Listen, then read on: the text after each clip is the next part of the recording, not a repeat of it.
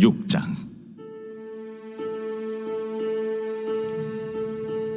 우시야 왕이 죽던 해에 내가 본즉 주께서 높이 들린 보좌에 앉으셨는데 그의 옷자락은 성전에 가득하였고 스랍들이 모시고 섰는데 각기 6 날개가 있어 그 둘로는 자기의 얼굴을 가리었고 그 둘로는 자기의 발을 가리었고 그 둘로는 날며 서로 불러 이르되 거룩하다, 거룩하다, 거룩하다, 만군의 여호와여, 그의 영광이 온 땅에 충만하도다. 이같이 화답하는 자의 소리로 말미암아 문지방의 터가 요동하며 성전의 연기가 충만한지라. 그때에 내가 말하되 화로다, 나여 망하게 되었도다. 나는 입술이 부정한 사람이요 나는 입술이 부정한 백성 중에 거주하면서 만군의 여호와이신 왕을 배웠음이로다 하였더라. 그때에 그 스랍 중에 하나가 부젓가락으로 제단에서 집은 바 핀수칠 손에 가지고 내게로 날아와서 그것을 내 입술에 대며 이르되 보라, 이것이 내 입에 닿았으니 내 악이 체하여졌고 내 죄가 사하여졌느니라. 내가 또 주의 목소리를 들으니 주께서 이르시되 내가 누구를 보내며 누가 우리를 위하여 갈꼬? 내가 여기 있나이다, 나를 보내소서. 가서 이 백성에게 이르기를 너희가 듣기는 들어도 깨닫지 못할 것이요 보기는 보아도 알지 못하리라 하여 이 백성의 마음을 둔하게 하며 그들의 귀가 막히고 그들의 눈이 감기게 하라. 염려하건대 그들이 눈으로 보고 귀로 듣고 마음으로 깨닫고 다시 돌아와 고침을 받을까 하노라. 주여, 어느 때까지니이까? 성읍들은 황폐하여 주민이 없으며 가옥들에는 사람이 없고 이 토지는 황폐하게 되며 여호와께서 사람들을 멀리 옮기셔서 이 땅 가운데 황폐한 곳이 많을 때까지니라. 그 중에 10분의 1이 아직 남아있을지라도 이것도 황폐하게 될 것이나 밤나무와 상술나무가 배임을 당하여도 그 그루터기는 남아있는 것 같이 거룩한 씨가 이 땅에 그루터기니라. 아멘. 하나님의 말씀입니다. 하나님의 말씀에 감사합니다. 오늘 하나님의 사람들 46번째 시간, 우리 이사야 선지자에 대해서 함께 말씀 나누겠습니다. 이제 우리가 선지자에 대해서 우리 엘리야, 엘리사 함께 나누었고요. 이제 선지서에 나오는 성경에 나오는 인물들, 선지자의 선지서를 함께 보도록 하겠습니다. 이 선지서를 읽는 방법, 전체 이제 성경을 보면서 선지서를 읽는 여러 가지 방법이 있는데요. 그 중에 하나가 이제 구약의 구조를 통해서 이 역사서, 시가서, 선지서를 보는 것입니다. 그래서 성경이 이제 세 개의, 특히 구약도 그렇고 신약도 그렇고요, 세 개의 이제 섹션으로 되어 있는데, 첫 번째는 역사서로 되어 있고요. 그 다음에는 시가서, 지혜서라고 하죠. 그리고 이 선지서, 예언의 부분들을 말씀하시는 겁니다. 신약으로 본다면 이제 마태복음부터 사도행전까지가 어떤 역사에 대한 것이고, 또 시가서, 지혜서로 본다면 서신서, 그리고 마지막 요한계시록이 예언의 부분이 될 수 있는 거죠. 그래서 이 선지서를 보실 때 이 선지서에 있는 이 선지자들은 열왕기, 상하, 역대상하, 에스라, 느헤미야, 에스더, 이 시대에 있던 이 선지자들입니다. 그래서 여러분들이 이 선지서를 읽으실 때에 열왕기, 상하, 역대상하, 에스라, 느헤미야, 에스더의 역사 이를 보시면 또 이해가 쉬운 것이죠. 우리가 서신서를, 신약의 서신서를 볼 때 이 사도행전을 보면 그 연결이 되는 것과 동일합니다. 그 다음에 또 하나는 대선지서와 소선지서로 이렇게 나눌 수가 있는 거죠. 이것은 누가 중요하다, 누가 중요하지는 않다라는 게 아니라 이 얼마나 이 책이 길게 쓰여져 있느냐, 장수가 많이 쓰여져 있느냐에 따라서 이게 대선지서, 소선지서 이렇게 나누게 됩니다.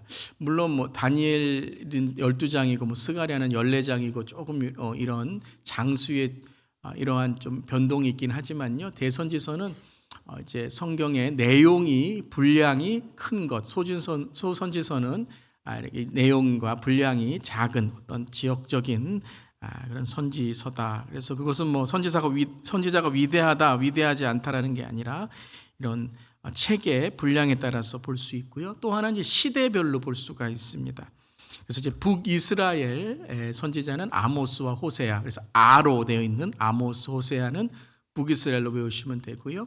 니누에는 요나, 뭐 니누에 우리 요나는 잘 아시죠? 그래서 나로 되어 있는 요나, 나훔, 니누에로 볼 수 있고요. 에돔은 이제 오바댜, 그래서 이제 외우는 것은 에돔의 바다에 오바댜 이렇게 외우시면 되겠고요. 그다음에 남유다는 이제 좀 선지자가 많습니다. 하나님께서 특별히 남유다를 계속 하나님의 전통에 또 하나님께 선택하신 나라로 세우시기 위해서 계속 이 선지자를 이제 보내게 되는 것이죠. 요엘, 이사야, 미가, 스바냐, 에레미야, 하박국, 이제 에레미야, 애가까지 해서 이제 남유다의 이제 포로기 이전에 남유다의 예언자로 이제 볼 수가 있는 거죠. 그래서 포로기 이전 북이스라엘과 남유다 그리고 이방 나라의 선지자들을 볼 수 있고요. 그다음에 포로기, 그러니까 바벨론의 포로기에 있었던 다니엘, 에스겔 이렇게 우리가 볼 수 있고요. 그다음에 마지막 구약의 세 개의 책 학개, 스가랴, 말라기 포로기 이후에 포로 귀환 시대에 있는 선지자 예언자로 볼 수 있습니다. 그래서 앞으로 여러분들이 예언서를 읽으실 때 이러한 뭐 시대별로 아니면 대선지서, 소선지서로 열왕기, 상하, 역대기, 상하, 에스라, 느헤미야, 에스더에 있는 내용을 통해서 성경을 읽으시면 예언서가 또 이렇게 여러분 이해가 쉬울 줄 믿습니다. 자, 이 수요 우리 하나님의 사람들은 뭐 예언서를 공부하는 건 아니고요. 인물들을 공부하는 거기 때문에 좀 전체적인 인물의 역할 또 인물의 특징들을 보는 시간이 되겠습니다. 오늘은 이사야에 대해서 함께 나누도록 하겠습니다. 우리 유인물 보시면서 또 함께 우리 이사야에 대해서 오늘 공부하며 나누기로 하겠습니다. 첫 번째는 이사야는 아모스의 아들로 유다 왕 우시야, 요담, 아하스 그리고 히스기야, 유시야를 제가 두 번 썼네요. 히스기야 시대의 선지자였습니다. 그래서 네 왕에 걸쳐서 우시야, 요담, 아하스, 히스기야 네 왕에 걸친 선지자였습니다. 참 이 왕들에게 인정받았던 선지자이기도 한 것이죠. 선지자 중에 선지자, 엘리야와 엘리사는 이제 첫 번째 대표적인 선지자라면 이사야는 이제 선지자 중에서도 왕들에게 많이 이런 예언의 말씀을 전했던 선지자다라는 것입니다. 그 이름의 뜻은 구원이란 뜻입니다. 그러니까 여호와는 구원이시다, 야훼는 구원이시다. 그래서 선지자의 이름 중에 또 성경에 나온 이름 중에 이제 구원이란 이름을 많이 우리가 보게 되는데요. 우리 지난 시간에 봤던 엘리사도 여호와는 하나님은 구원이시다라는 뜻이고요. 이사야도 여호와는 구원이시다. 여호수아도 구원이란 뜻이죠. 예수님도 구원이란 뜻이고요.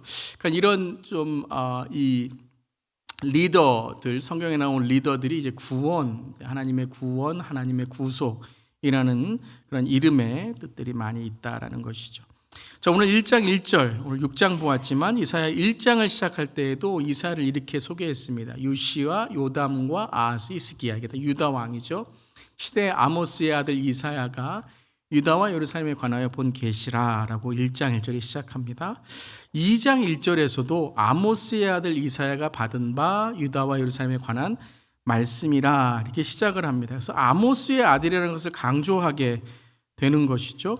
그리고 역대하 26장을 보면 우시야 이제 이 유다 왕에 대한 기록들이 나오는데요. 그가 16살에 왕이 되었고 52년간 이제 남유다를 이제 다 통치를 하는 그러한 이야기들이 쭉 진행이 됩니다. 그 중에서 이제 우시야가 죽게 되어 그 다음 22절에 우시야의 남은 시종 행적은 아모스의 아들 선지자 이사야가 기록하였더라라고 나오고 있어요. 그래서 이 우시야 왕과 아주 밀접한 관계를 우리가 볼 수 있는 것이죠.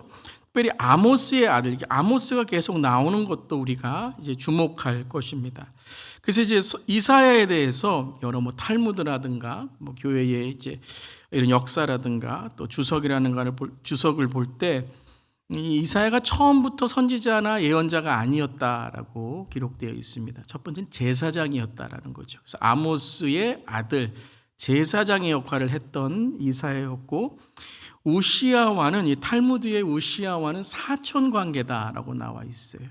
그러니까 이 유다 왕 우시야의 제사장으로 왕궁에서 또 성전에서 그러한 아주 리더의 역할을 했던 것이죠. 그러한 이사야였는데 오늘 우리가 6장을 읽었습니다. 6장의 이사야를 예언자로 부르시는 장면이 이제 나오게 되는 것이죠. 물론 1장, 2장 시간적으로 되어 있다라는 건 아니고요.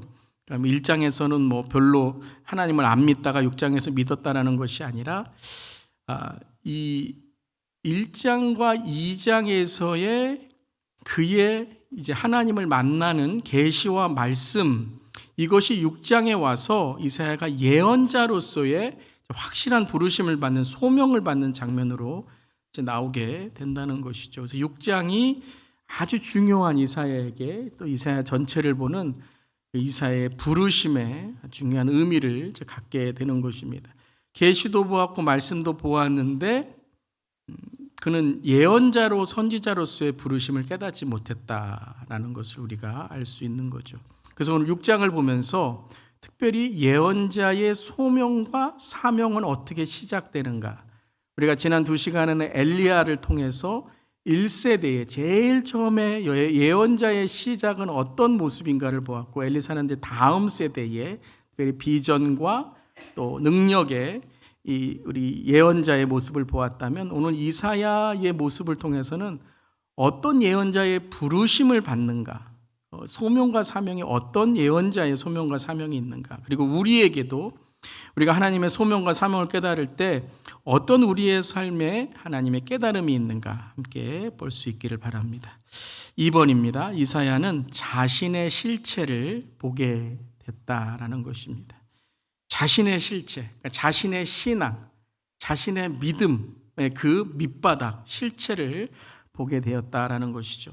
6장 1절이 이제 이사야의 하나님께서 부르시는 장면인데, 6장 1절이 이렇게 시작을 하죠. 함께 우리 읽어보겠습니다. 6장 1절.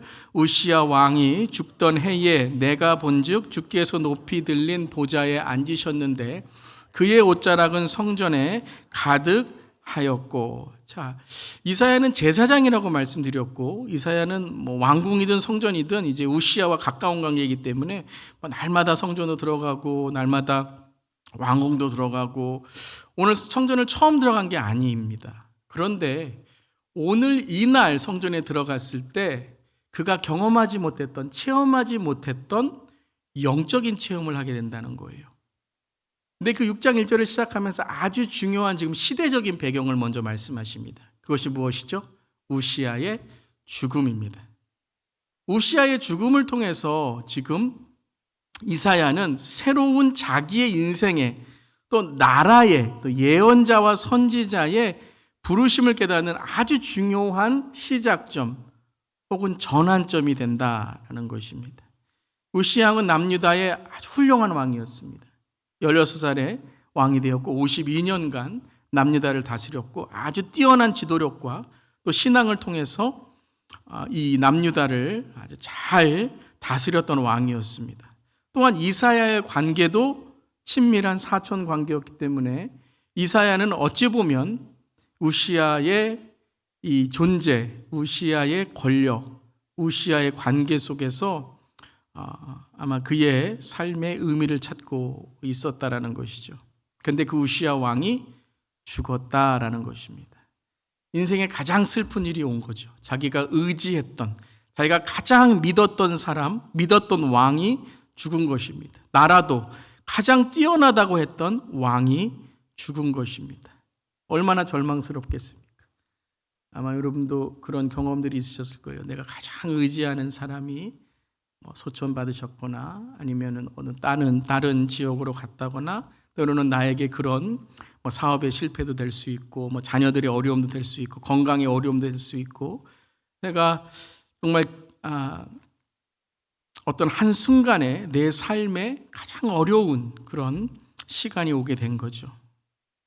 그때 이사야가 어디로 가게 됐죠? 성전으로 갑니다. 아마 이전에 있었던 성전에서 예배 드리는 것, 이 기도하는 것과 다른 그런 마음이었을 겁니다. 이제는 의지할 데가 없는 거예요. 이제는 하나님밖에 없다는 거죠. 하나님, 내가 이제는 어떻게 살아야 되겠습니까? 내가 이제 어떻게 해야 되겠습니까? 의지할 우시야 왕도 없고, 제가 제사장으로서 어떻게 이제 이 많은 이 사역들을 감당하겠습니까? 라고 하며 내가 본즉, 이것은 단지 봤다는 것만이 아니죠. 내가 간절히 무엇인가를 구하고 있었다라는 거죠. 그때 주께서 높이 들린 보좌에 앉으셨는데, 하나님이 높이 계시다는 거 뭐 이사야도 모르는 거 아니었는데, 그가 간절한 마음으로 그 성전에 하나님의 보좌에 간절한 마음으로 구하기 시작하니까 그곳에 누가 보이기 시작해요?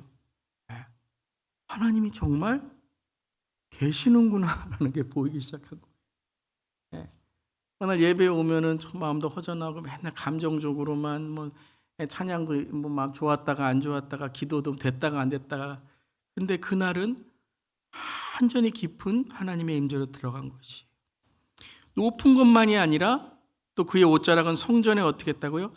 가득했다는 거예요. 가득. 정말 하나님이 계시는구나, 이 고백이 나오는 거죠. 하나님이 지금 이곳에 계시는구나. 이건 단지 어떤 양이나 어떤 이런 크기만이 아니라 하나님이 계시다는 거예요. 그러니까 하나님의 임재를 설명할 수가 없는 거예요. 그러니까 높다, 가득하다. 그런데 또한 무엇이 보여요? 하나님의 임재만이 아니라 천사들이 보이는 거예요. 이게 진짜라는 거죠. 진짜. 이 진짜 하나님이 지금 이사야에게 나타나셨다는 거예요. 그냥 우리가 뭐 찬양할 때 뭐 거룩하다, 뭐 높이 계시다, 이런 어떤 교리적인 어떤 그냥 우리가 찬양하고 뭐 말씀 읽고 뭐 설교할 때 하나님 계시지, 이게 아니라 진짜 그의 삶 속에서 지금 하나님을 경험하고 있다는 거예요. 그러니까 천사가 나타났다, 이건 진짜다라는 거예요. 그런데 이 천사들이 어떻게 지금 날아가고 있습니까? 6날개가 있어 그 둘로는 자기 얼굴을 가리었고 둘로는 발을 가리었고 둘로는 날며라고 되어 있어요. 그럼 오늘 이사야 6장으로 보면 천사는 날개가 몇 개죠? 6개다라는 걸 알 수 있죠. 그런데 이제 2개로만 나눈 거예요. 6개지만 날개 2개 둘로는 자기 얼굴을 가리고 날개 둘로는 자기 발을 가리고, 그러니까 하나님의 영광 앞에서 그들이 그 영광의 거룩에 순복하고 있는 모습이죠. 그 순복하는 모습을 보여주면서 이제 하나님이 어떤 분이신가를 찬양하고 고백하는 천사들의 모습이죠. 6장 3절 함께 읽어보겠습니다. 서로 불러 이르되 거룩하다 거룩하다 거룩하다 만군의 여호와여 그의 영광이 온 땅에 충만하도다. 자, 이사야가 체험만이 아니라 오늘 이사야의 체험의 신앙을 말씀하시는 것이 아니고요, 체험을 했는데 이게 진짜다라는 걸 지금 증명하고 있는 거예요. 천사들이 뭐라 그래요? 거룩하다. 이게 뭐냐면 하나님이다 하나님이다 하나님이다라는 거예요. 이건 하나님이시다 하나님이시다 하나님이시다. 거룩, 누구도 범접할 수 없다, 누구도 따라갈 수 없다, 누구도 하나님 앞에서 깨끗할 수 없다. 그는 거룩하다 거룩하다 거룩하다. 그 거룩하신 하나님이 이 자리에 함께 계시다. 그게 뭐 영광이 온 땅에 충만하다라는 것이에요. 여러분, 이 예배 가운데 하나님이 계신 거 믿으시죠? 이 이사야가 경험한 이 체험을 우리가 오늘 할 수 있기를 바랍니다. 그냥 설교를 듣는 것만이 아니라 욥이 고백한 것처럼 이제 내가 보는 듯 합니다. 어떤 의미입니까? 이 거룩이 무엇과도 비교할 수 없다는 거예요. 즉 우시아의 권력도, 지금 나의 슬픔도, 어떤 세상의 것들도, 지금 시대적인 상황도 하나님의 이 거룩 앞에는 아무것도 아니라는 거예요. 아무것도 그 하나님의 거룩을 능가할 수 없고 하나님의 거룩을 방해할 수 없다는 것이죠. 오늘 여러분, 이 하나님의 이 충만한 임재가 우리의 삶의 슬픔, 아픔, 어려움, 상처, 쓴뿌리, 우리의 모든 문제, 우리의 모든 삶에 있는 하나님 앞에서 할 수 없다라고 했던 모든 것들, 이 시간 하나님 앞에 모두 그 임재 앞에 무릎 꿇고 주님만을 찬양하는 우리의 간증이 되기를 간절히 기도합니다. 그래서 그것이 하나님이 나타난 것이 단지 하늘만이 아니라 또 어디요? 이 땅에 문지방터가 요동하며 성전의 연기가 충만한지라. 그러니까 지금 2절부터 나타난 이 모든 4절까지의 모든 것들은 뭐냐면 진짜다. 하나님이 지금 역사하고 계시다라는 걸 계속 증명하고 있는 것이죠. 하나님의 거룩 앞에 지금 이사야가 서 있다라는 거예요. 하나님의 거룩 앞에 이사야가 지금 서 있다라는 거예요. 그전에도 성전에 들어오고 그전에도 예배드리고 그전에도 기도하고 그전에도 말씀을 읽었지만 그 말씀이 정말 하나님만을 구하는 예배 기도 말씀이 아니었다는 거죠. 그저 제사장으로서 해야 될 일을 하는 것이고 그냥 기도해야 되니까 해야 되는 어떠한 그런 일처럼 되어버렸다라는 것이죠. 목사이기 때문에 설교해야 되고 직분자이기 때문에 뭐 예배 드려야 되고 오늘 매일 큐티 해야 되니까 혼나지 않으려고 기도하고 하나님의 임재 못 경험하는 거예요. 그런데 오늘 이사야가 자기의 모든 것을 내려놓는 그 상황 속에서 우시아의 죽음을 통해서 어떻게 보면 정말 자기의 삶 속에 감당할 수 없는 일을 통해서 이제 자신의 실체를 하나님의 거울uk 앞에서 보게 된 거죠. 다시 말하면 하나님의 거울 앞에, 하나님이 보여주시는 거울 앞에 자기 자신이 서게 된 거예요. 내가 이제까지 이렇게 살았구나라는 거예요.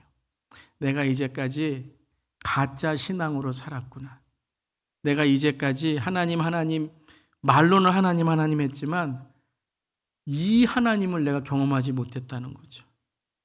그저 모태신앙으로 태어나서 그냥 교회에서 그냥 문화적으로 말씀도 그냥 어떠한 그냥 책으로 보는 옛날 동화처럼 그렇게 성경을 대했을 때는 하나님의 임재를 경험하지 못했는데 이제 자기의 모든 것을 다 벌거벗은 상태에서 하나님의 거룩 앞에 임하게 되니 이제 누가 보이기 시작해요?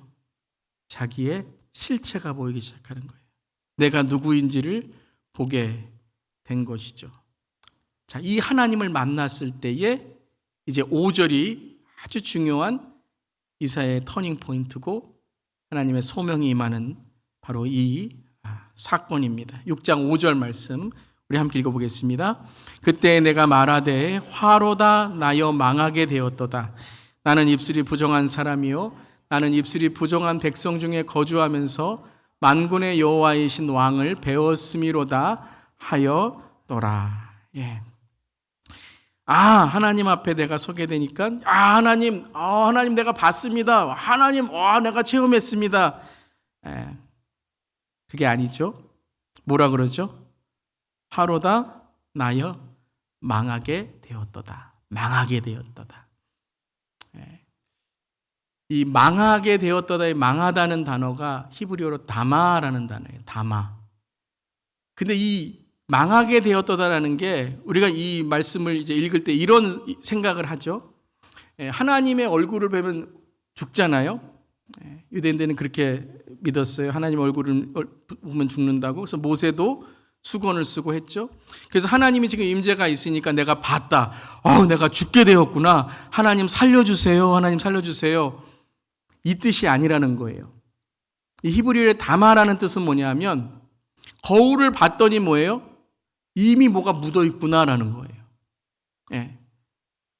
하나님이 나에게 이렇게 묻혀주셔서 너 이거 묻었어? 이게 아니라 하나님이 거울을 딱 보여주시니까 내 실상을 보게 되니까 내가 어떻다고요?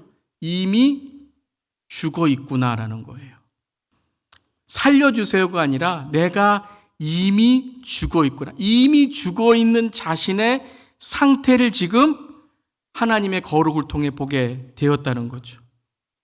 나의 신앙은 가짜였다는 거예요. 내가 이제까지 드렸던 예배는 다 가짜였다는 거예요. 하나님의 거룩 앞에 서게 되니까 나의 실체가 보이기 시작하는 거죠. 내가 믿은 하나님은 그냥 내가 만든 하나님이고 내가 그냥 믿은 믿음은 내 신념이었고 내가 기도하는 것은 그냥 내 소원을 빌기 위한 주문이었고 이게 하나님의 거룩 앞에 서니까 우시아가 죽으니까 내가 이제 의지했던 것을 모두 내려놓으니까 자기의 진짜 신앙이 보이기 시작하는 거예요. 그냥 타이틀로, 직분으로 내가 신앙생활했구나라는 게 보인 거예요. 다시 말하면 난 목사 아니구나라는 거예요. 지금. 맨날 설교하지만 내가 설교한 걸 내가 안 믿으면서 설교했구나라고 고백하는 거예요. 죽은 신앙이구나. 내가 이제까지 죽은 신앙으로 신앙생활하고 제사장 생활하고 하나님보다 우시아를 더 의지했구나. 그러니까 우시아가 죽으니까 어때요? 세상이 다 지금 없는 것처럼 생각하는 거죠. 하나님이 계신데도. 여러분, 정말 우리가 하나님을 믿는 신앙으로 신앙생활하고 있습니까? 아니면 내가 조금 더 잘 보이기 위한 무슨 기독교 집안의 이미지를 만들어서 참 여러분, 이게 우리가 이 남들에게 보이려고 하는 이 이미지가요, 우리를 정말 속일 때가 얼마나 많은지 몰라요. 바울이 그랬잖아요. 나 하나님 잘 믿어. 난 율법을 알고 나는 어떤 가문에 태어나고, 근데 오히려 그 바울의 그 교만이 누구를 핍박했어요? 예수님이 그러시잖아요. 너는 왜 나를 핍박하느냐? 언제 바울이 예수님을 핍박했어요? 사람을 핍박하고 예수 믿는다고 핍박했지. 근데 그것이 바로 뭐냐면 바울의 신앙이었고 바울의 죽은 믿음이었다는 거예요. 너 하나님 믿는 게 아니다라는 거예요. 여러분은 정말 설교 듣는 오늘 이 하나님을 믿으십니까? 여러분의 삶에 정말 여러분은 하나님 앞에 나는 정말 죽은, 나는 지옥에 갈 수밖에 없는 그런 인생이구나, 여러분 고백하셨고 고백하고 계십니까? 저는요, 여러분, 천국과 지옥을 믿지 않고, 믿었지만 머리로만 믿고 설교했었습니다. 천국과 지옥이 있다는 걸 알고 있었지만 그냥 설교로 하나님을 믿으세요라는 것으로 천국과 지옥을 믿는다라고 했지만, 실제적으로 정말 천국이 지옥이 있는가 하는 것을 어떻게 보면 좀 의심하면서 설교했을 수도 있다는 거예요. 그런데 여러분, 저는 천국과 지옥이 있는 것을 정확히 믿습니다. 성경은 그 천국과 지옥이 있다는 것을 정확히 우리에게 말씀하십니다. 그때부터 뭐가 중요한지를 알게 되었어요. 죽는 자에게 중요한 것은, 죽어있는 자에게 중요한 것은 맛있는 것을 주는 게 중요한 게 아니라 생명을 주는 게 중요하다는 거예요. 교회에서 가장 중요한 게 무엇입니까? 그것은 바로 영생과 천국인 줄 믿습니다. 다시 말하면 예수 그리스도 이외에는 자랑할 것이 없다는 거예요. 정말 여러분, 우리가 죽은 신앙으로 있는 신앙이 얼마나 많은지 몰라요. 우리 모두 예수 그리스도를 믿는 신앙으로 그렇게 우리의 신앙이 죽어가는 잃어버린 영혼들을 주께로 인도하는, 지옥에서 천국으로, 지옥에 갈 수밖에 없는 우리잖아요. 예수님 안 믿어서 지옥에 가는, 그게 아니라 모든 사람은 다 죄인이기 때문에 지옥에 갈 수밖에 없고 영원한 형벌에 갈 수밖에 없는 것이죠. 그것을 예수 그리스도께서 이 땅에 오셔서 우리에게 구원과 영생을 주신 줄 믿습니다. 우리가 그것을 깨달아야 된다. 그것을 전해야 된다는 거예요. 뭐가 중요하겠습니까? 다른 모든 것들은 다 뭐예요? 다 도구입니다. 다 도구예요. 예수님에게 인도하는 도구라는 거예요. 우리가 하는 모든 것들 다 여러분 예수님께 인도하는 도구가 되어야 될 줄 믿습니다. 특별히 우리 다음 세대, 우리 교육자분들, 또 우리 교사분들, 예수 그리스도를 선포하고 전하는 우리 교회 되기를 바랍니다. 우리 시니어 사역도, 우리 주일학교, 유치부, 중고등부, 청년부, EM, 우리 KM, 모든 우리의 사역이 다 예수님을 선포하고 천국으로 인도하고 우리가 천국의 삶으로 서로 용서하고 사랑하는 그런 우리 모두 되기를 바랍니다. 그거 없으면 다 죽는 거예요. 오늘 이사야가 그것을 본 겁니다.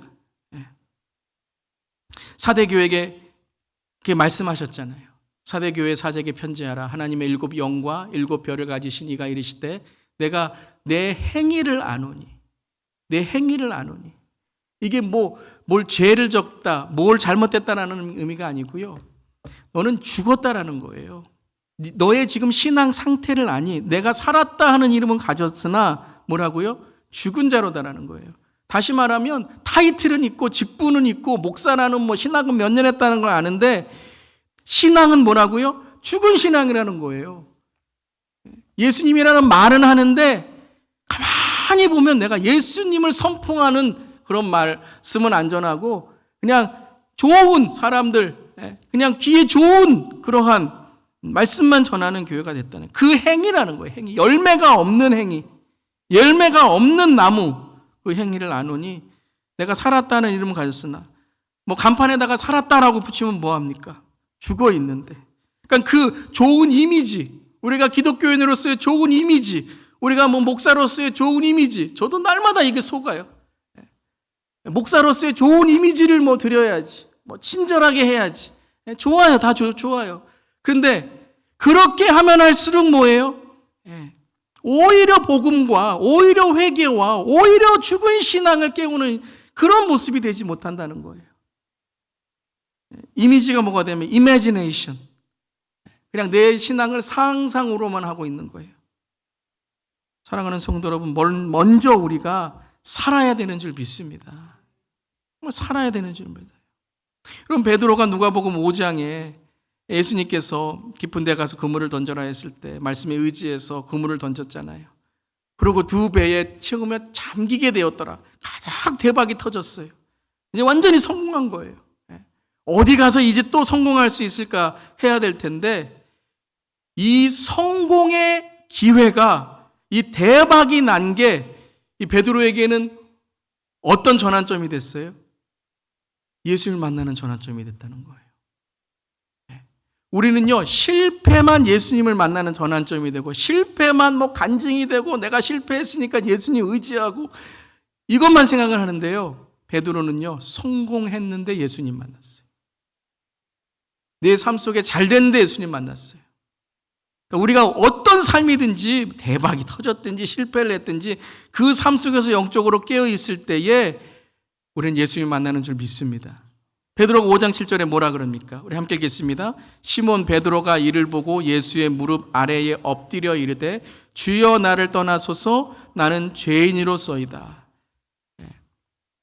예수님을 봤다는 거예요. 예수님을 깨달았다는 거예요. 예수님을 진정 구주로 보게 되니까 내 뭐가 보인 거예요? 실체가 보인 거예요. 내 실체가.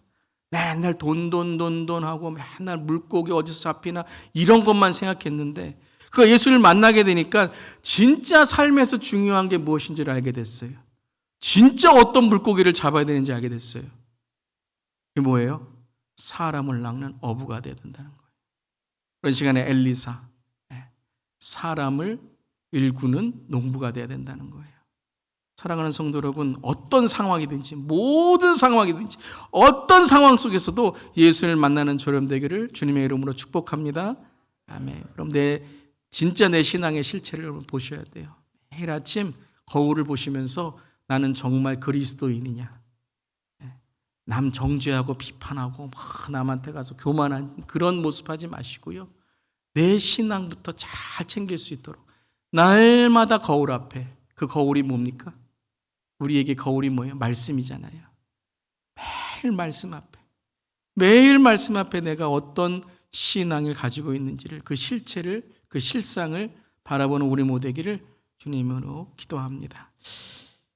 세 번째는 이 자신의 실체를 보니까 이제 무엇이 보여요? 자신의 죄가 보입니다. 자기가 누구인지를 깨닫게 되고 자신의 실체, 나는 목사야, 나는 누구야, 맨날 이러면 뭐예요? 내 자신을 속이는 거예요. 나는 옛날 어떤 교회 다녔는데, 나는 신학을 했는데, 다 여러분 이게 도구예요, 도구. 더 겸손하고 더 낮아지는 도구지 이걸로 내가 뭐가 됐느니 하느니 절대 그러면 안 된다는 거예요. 그런데 이 자기의 실체를 보니까 자기의 죄의 실체를 보게 됐어요. 그게 5절이었잖아요. 아까 우리가 읽은 것처럼 나의 입술이 부정한 사람이요 나의 입술이 부정한 백성 중에 거주하면서 만군의 여호와이신 왕을 배웠음이로다. 그러니까 하나님을 보게 되니 내 실체가 보이고, 그러니까 첫 번째는 내 인간의 실체가 보이고, 그 다음에는 더 깊이 그 실체를 보니까 이제는 내 죄가 보이는 거예요. 내 죄. 단지 인간의 어떤 그런 부정한 모습이 아니라 내 죄가 보이기 시작하는 거예요. 입술이 부정한 사람이요 입술이 부정한 백성 중에 거주하면서 라고 오늘 고백합니다. 여기는 두 가지 의미가 있습니다. 첫 번째는 내 죄에 대한 회개의 의미가 있고, 두 번째는 회복의, 특별히 내가 사명을 어떻게 회복해야 되는지에 대한 고백이 있습니다. 첫 번째는 내 죄에 대한 회개의 고백이죠. 지금 진정 이사야는요 자기의 입술, 언어, 말이 부정한 사람이라는 것을 고백하고 있는 거예요. 자기가 뭘로 죄를 졌는지를 지금 회개하고 있는 거예요. 권력의 입술이었어요. 맨날 우시야 옆에서 하나님 권력에 아부하고 권력을 붙드는, 하나님께 기도하는 것이 아니야. 나는 우시야 아니까 나는 내 백은 우시야야. 이런 세상의 권력에 자기의 삶, 자기의 입술이 날마다 세상의 것들로, 세상의 권력, 세상의 돈으로 날마다 얘기하고 맨날 다른 사람의 어떠한 이런 많고 적은 저 사람의 외모 이런 거 따지고 저 사람의 남편은 어디 있어, 집이 얼마나 커, 차는 뭐야, 이런 얘기만 맨날 하는 그런 부정한 입술. 그리고 제사장의 권위를 두고 다른 사람을 무시하고 교만한 행동을 하고 내가 누구인데라고 하며 다른 사람 깔보고 했던 것. 이게 다 그의 입술에 지금 죄를 고백하고 지금 회개하고 있는 것이죠. 부정한 백성 중에 거하면서 만군의 여호와이신 왕을 배웠음이로다. 리더로서, 제사장으로서 정말 백성들을 하나님 앞에서 회개하게 하고 하나님 앞에서 거룩한 신앙을 갖게 하는 것이 아니라 종교인들로 만들고, 그냥 많이 무엇인가 재물 가지고 오면 그것이 무슨 신앙인 것처럼 하고, 가난한 자를 무시하고 소외된 자들을 무시하고. 그러니까 이사야를 쭉 읽어보면 이 회개하는 이것을 통해서 이사야는 특별히 나눔과 사랑의 제사장, 선지자였어요. 예언자였어요. 특별히 소외받은 자, 낮은 자, 그리고 하나님의 나라, 그러한 하나님의 예언을 선포한 거죠. 두 번째는 무엇일까요? 예언자는 무엇으로 하나님의 말씀을 입으로 하나님의 말씀을 선포하잖아요. 그냥 죄의 회개만이 아니에요.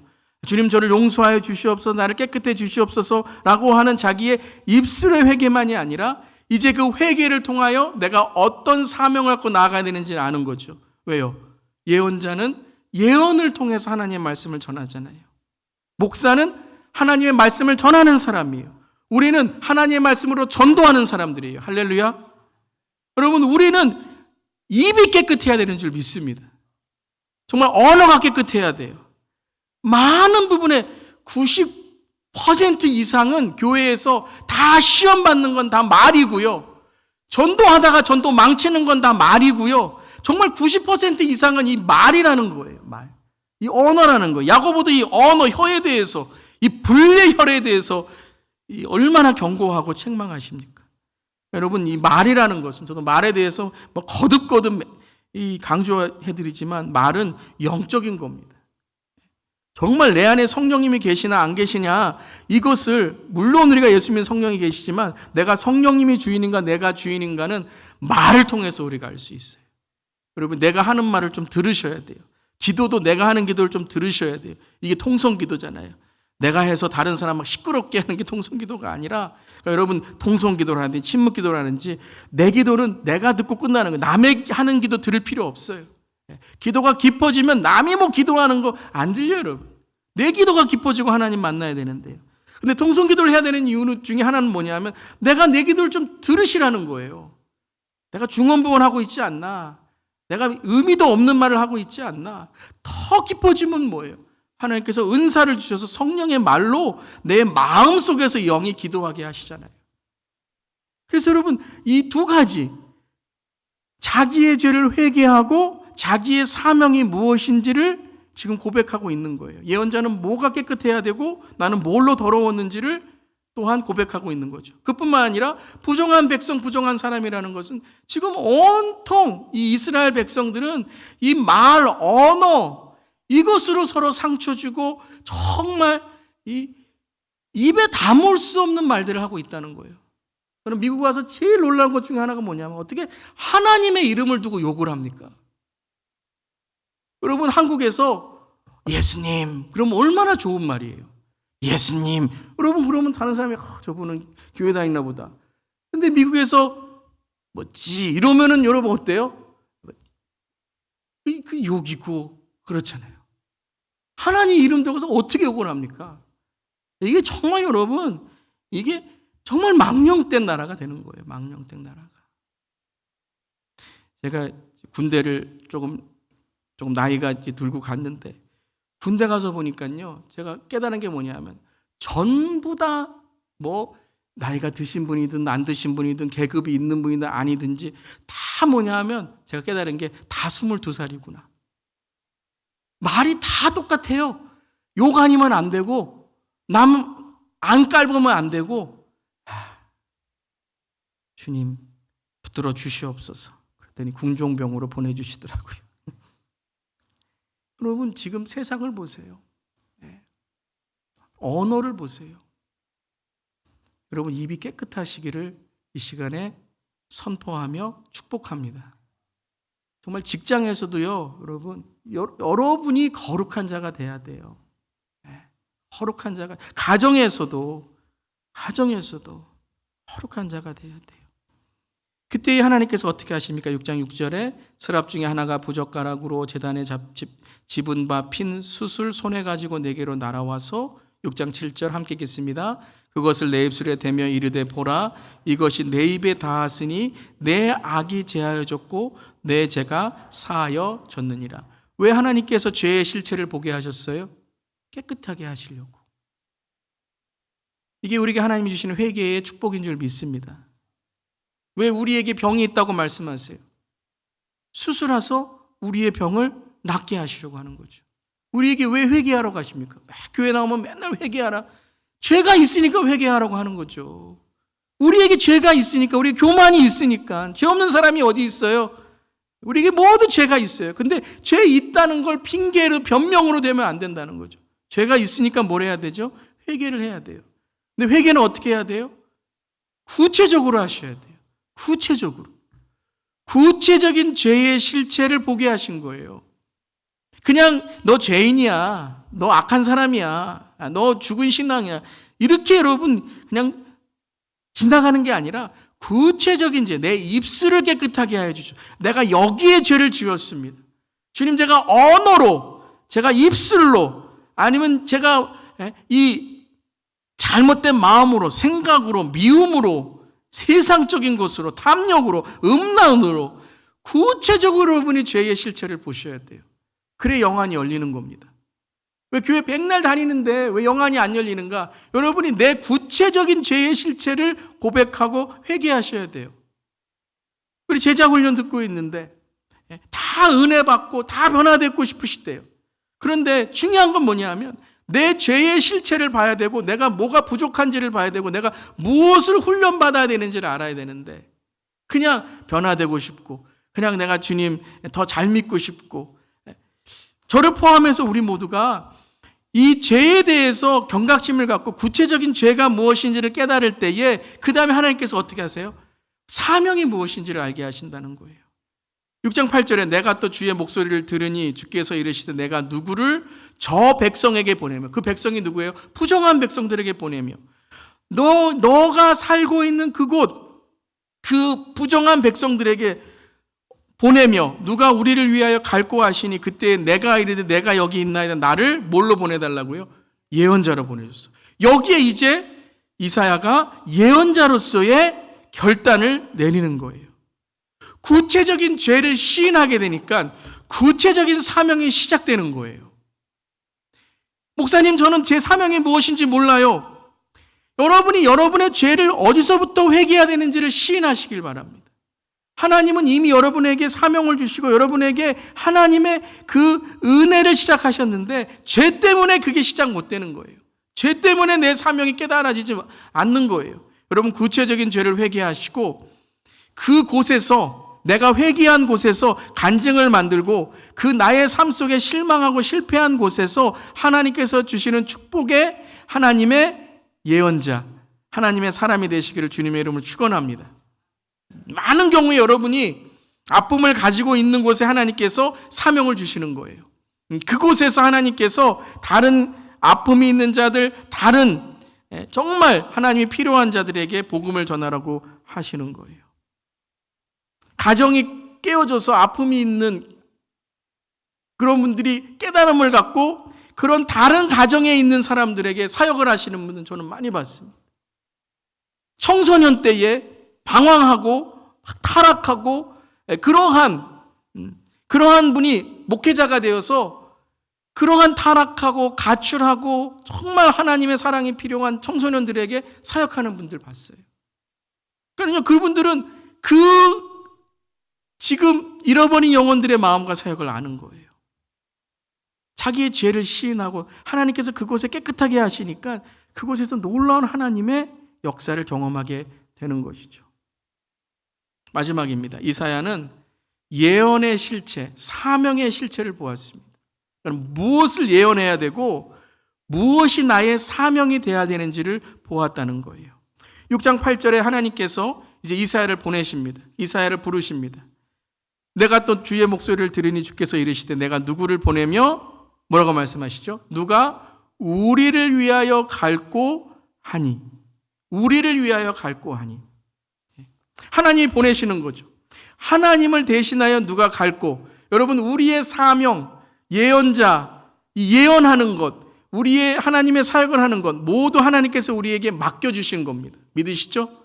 우리의 것 아니에요. 지난 시간 엘리사 기적할 때 엘리사에게 엘리야의 그 기적을 하나님께서 위임해 주셨다 그랬어요.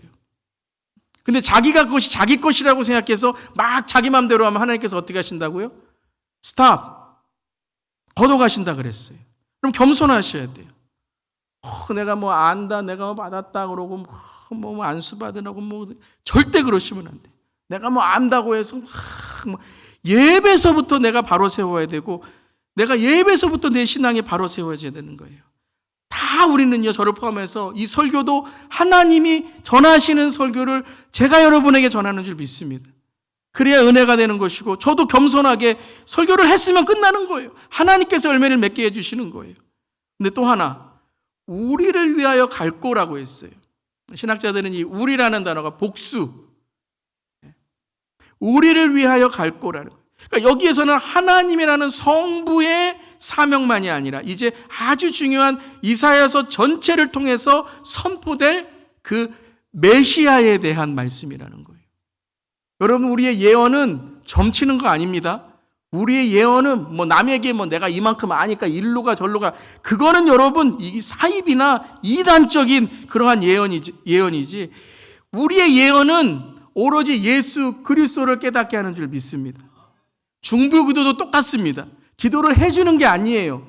그 사람 기도 안 하는데 내가 대신 기도해서 그 사람의 기도를 내가 뭐 대신해 주는 게 아니에요. 우리의 중보기도는 뭐냐면 그분으로 하여금 예수님을 만나도록 하는 거예요. 그러기 위해서 그분의 문제도 해결돼야 되고 그분의 신앙도 성장해야 되고 그 죄도 회개돼야 되는 거죠. 그런데 가장 최종표는 뭐냐면요, 그분이 예수님을 만나서 그분이 예수님께 기도하는 게 가장 큰 중보기도의 목적인 줄 믿습니다. 설교도 똑같아요. 뭐 은혜 받았다, 뭐 설교에 뭐 했다, 저는 사라져야 돼요. 예수님만 들어야 될 줄 믿습니다. 기도도 똑같아요. 신유도 똑같아요. 기적도 똑같아요. 나는 사라져야 되는 줄 믿습니다. 내가 드러나면 그때부터 뭐가 되는 거예요? 그때부터 하나님의 영광을 가리는 거예요. 예언자의 사명은 딱 하나입니다. 구속의 메시아를 전하라는 거예요. 예수님을 전하라는 거예요. 특별히 이사야서에서는 예수님을 전하라, 성경 전체에서 전하는 메시아를 전하라는 거예요. 그래서 이사야는 몇 장이죠? 66장이에요. 이제 성경학자들이 이것을 이제 연구하고 이사야를 쭉 읽어보면 대단합니다. 이사야의 영안이 열리고 이사야가 자기에게 주신 하나님의 은사, 특별히 이사야는 하나님께 지혜의 은사를 주셔서 그 지혜는 뭐냐면 지혜이신 예수님을 선포하는, 말씀을 선포하는 예언의 은사를 주셨는데 그것이 뭐냐면 1장부터 39장까지는 구약의 39권과 주제가 동일해요. 심판. 하나님의 심판이에요. 근데 40장에 딱 들어가자마자, 그러나 신약 27권, 40권부터 마지막 그 신약에 있는 그 40장부터 66장까지는 뭐예요? 40장이 딱 나오잖아요. 위로하여라, comfort. 그 구원, 역사하시는 그 예수 그리스도의 구원과 천국에 대해서 선포하는 거예요. 1장의 죄에 대해서 시작했죠. 죄의 시작에 대해서. 그래서 우리가 이사야를 쭉 읽으면 성경에서 나온 내용들, 특별히 53장의 고난과 죽음 당하신 예수 그리스도에 대해서 선포하며 모든 예언이 누구에 대해서 선포하고 있는 거예요? 예수 그리스도. 사랑하는 성도 여러분, 여러분이 어떤 직업을 가지고 계시든지, 여러분이 어떤 삶에 그러한 이야기들이 있으신 간에 모두 하나님께 주시는 예수 그리스도의 이야기가 되시기를 주님의 이름으로 축원합니다. 성공이든 실패이든지 우리가 오늘 이 땅을 떠날지라도 예수 그리스도를 우리가 전파하는 삶이 되기를 축복합니다. 그래서 이사야 7장 14절에 그러므로 주께서 친히 징조를 너에게 주실 것이라 보라 처녀가 잉태의 아들 낳을 것이니 그의 이름을 임마누엘. 이게 이사야에 나오는 말씀이죠. 이사야 9장 6절 함께 읽습니다. 이는 한 아기가 우리에게 낳고 한 아들을 우리에게 주신 바 되었는데 그 어깨에는 정사를 메었고 그 이름은 기모자라 모사라 전능하신 하나님이라 영존하시는 아버지라 평강의 왕이라 할 것입니다. 이게 누구세요? 예수 그리스도죠. 예수 그리스도를 정확하게 예언하고 있어요. 그리고 이 이사야의 예언들을 가장 많이 신약에서, 특별히 마태복음에서 이 이사야의 예언을 선포하시고 예수님 자신도 이 이사야의 말씀을 인용하셔서 말씀하셨어요. 이사야는 또한 너무나도 예언자의 삶이 비극적이었어요. 3년을 벌거벗은 채로, 여러분에게 벌거벗은 채로 이 동네에 뛰어다니라고 그러면 1분도 못 뛰어다니실 거예요.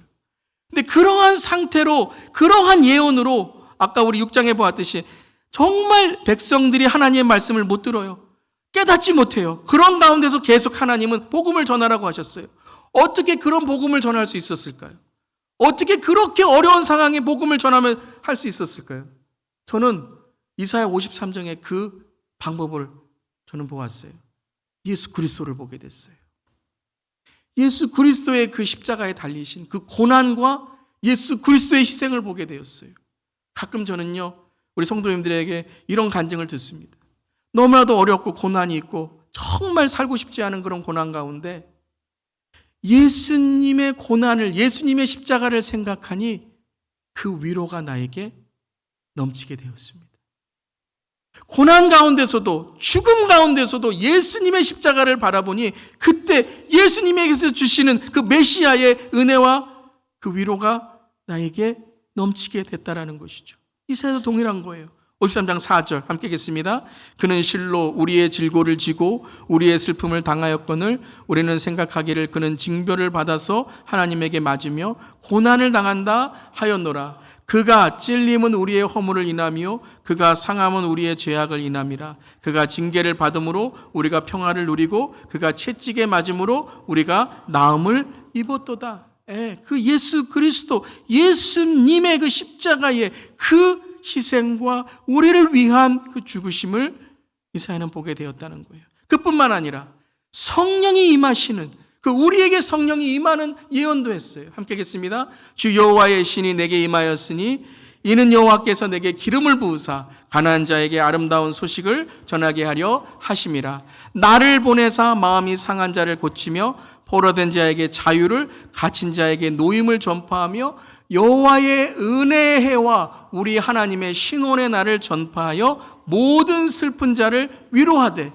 이사야는 그냥 앞으로 있을 그런 위로의 그런 삶이 아니라, 단지 이 땅에 있는 위로의 삶이 아니라 여호와의 은혜와 우리 하나님의 신원에, 그가 갚아주실 날에 그 복음을 전파하고 있다는 거예요. 이 모두 다 뭐예요? 예수 그리스도, 성령님, 하나님, 이 삼위일체의 하나님이 하실 일을 이사야는 선포하고 있다는 것이죠. 이게 우리의 신앙이 되어야 될 줄 믿습니다. 그래야 우리가 겸손하고 온유하고 주님만 바라볼 수 있다는 것이죠.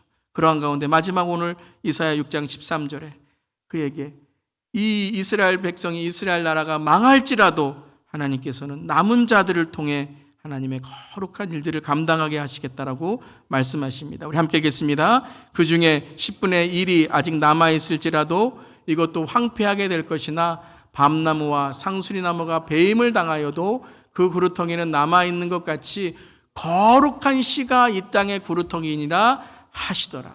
거룩한 씨라는 거예요. 네. 이스라엘은요 멸망해야 돼요. 왜요? 죽어야지만 다시 새롭게 피어날 수 있기 때문에 그런 거예요. 그래서 그들은 안 들을 것이다. 그들은 못 깨달을 것이다. 깨달아도 못 깨달게 할 것이다. 왜요? 죽어야 돼요. 새롭게 태어나야 되기 때문에. 그리고 그 씨를 통해서 거룩한 씨가 이 땅에 그루터기니라 하시더라. 사랑하는 성도 여러분, 우리도 예수 그리스도를 따라 우리의 삶이 가정과 일터와 삶과 이 지역과 열방 가운데 하나님이 사용하시는